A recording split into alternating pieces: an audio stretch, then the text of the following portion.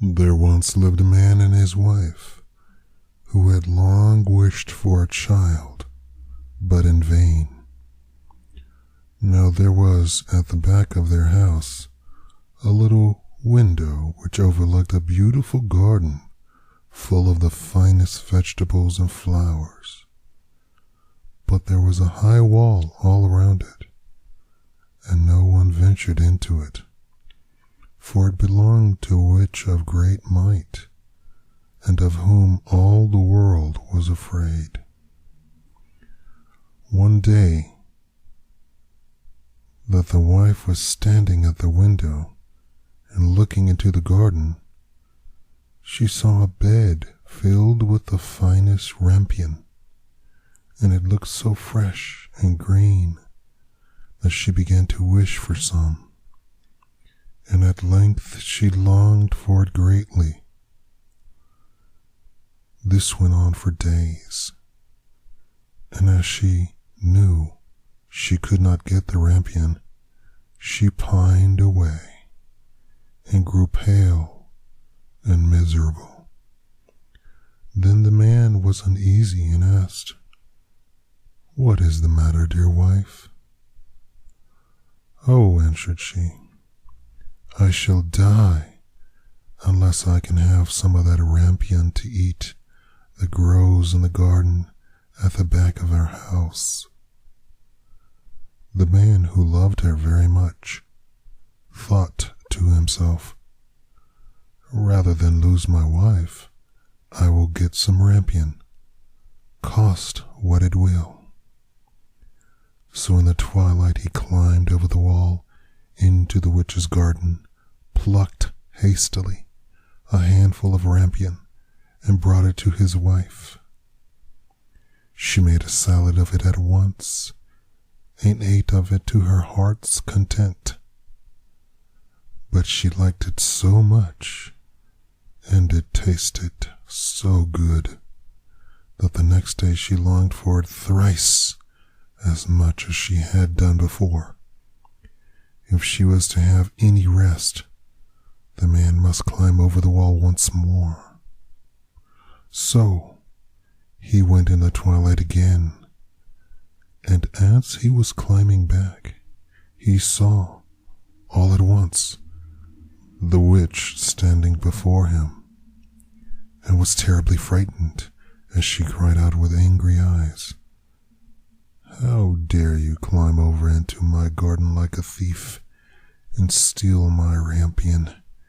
It shall be the worse for you." "Oh," answered he, "be merciful rather than just. I have only done it through necessity, for my wife saw your rampion out of the window and became possessed with so great a longing that she would have died if she could not have had some to eat." Then the witch said, "If it is as all you say, you may have as much rampion as you like, on one condition. The child that will come into the world must be given to me. It shall go well with the child, and I will care for it like a mother." In his distress of mind, the man promised everything, and when the time came when the child was born, the witch appeared, and, giving the child the name of Rapunzel, which is the same as rampion, she took it away with her. Rapunzel was the most beautiful child in the world. When she was 12 years old, the witch shut her up in a tower in the midst of a wood, and it had neither steps nor door, only a small window above. When the witch wished to be let in, she would stand below and would cry, "Rapunzel, Rapunzel, let down your hair." Rapunzel had beautiful long hair that shone like gold. When she heard the voice of the witch, she would undo the fastening of the upper window, unbind the plaits of her hair, and let it down 20 ells below, and the witch would climb up by it. After they had lived thus a few years, it happened that as the king's son was riding through the woods, he came to the tower. And as he drew near, he heard a voice singing so sweetly that he stood still and listened. It was Rapunzel, in her loneliness, trying to pass away the time with sweet songs. The king's son wished to go in to hear and sought for a door in the tower, but there was none. So he rode home, but the song had entered into his heart, and every day he went into the wood and listened to it. Once, as he was standing there under a tree, he saw the witch come up and listened while she called out, "Oh, Rapunzel, Rapunzel, let down your hair." Then he saw how Rapunzel let down her long tresses, and how the witch climbed up by it and went in to her, and he said to himself, "Since that is the ladder, I will climb it and seek my fortune." And the next day, as soon as it began to grow dusk, he went to the tower and cried, "Oh, Rapunzel, Rapunzel, let down your hair." And she let down her hair, and the king's son climbed up by it.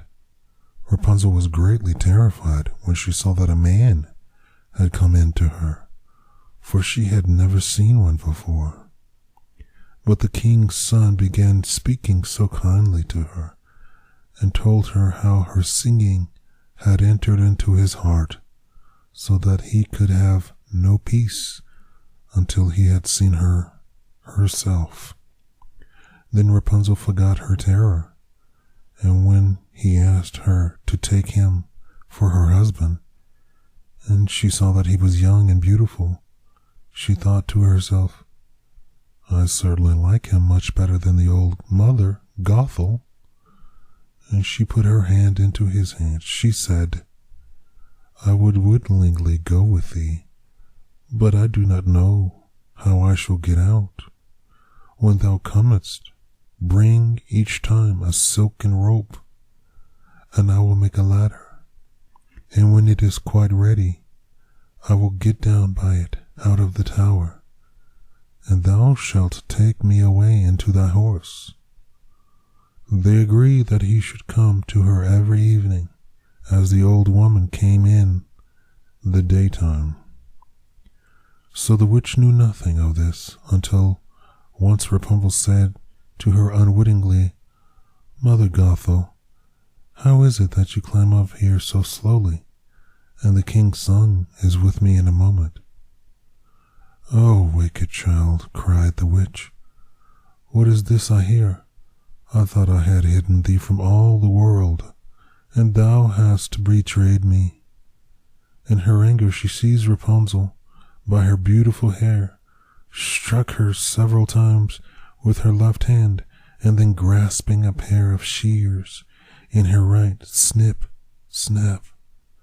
The beautiful locks lay on the ground, and she was so hard-hearted that she took Rapunzel and put her in a waste and desert place, where she lived in great woe and misery. The same day on which she took Rapunzel away, she went back to the tower in the evening and made fast the several locks of hair to the window hasp, and the king's son came and cried, "Rapunzel, Rapunzel, let down your hair." Then she let down the hair, and the king's son climbed up. But instead of his dearest Rapunzel, he found the witch looking at him with wicked, glittering eyes. "Aha," cried she, mocking him, "you came for your darling, but the sweet bird sits no longer in the nest and sings no more. The cat has got her, and will scratch at your eyes as well. Rapunzel is lost to you. You will see her no more." The king's son was beside himself with grief, and in his agony he sprang from the tower. He escaped with life, but the thorns on which he fell put out his eyes. Then he wandered blind through the wood, eating nothing but roots and berries, and doing nothing but lament and weep for the loss of his dearest wife. So he wandered several years in misery, until at last he came to the desert place where Rapunzel lived, with her twin children that she had borne, a boy and a girl. At first he heard a voice that he thought he knew, and when he reached the place from which it seemed to come, Rapunzel knew him and fell on his neck and wept. And when her tears touched his eyes, they became clear again, and he could see with them as well as ever. Then he took her to his kingdom, where he was received with great joy, and there they lived long and happily.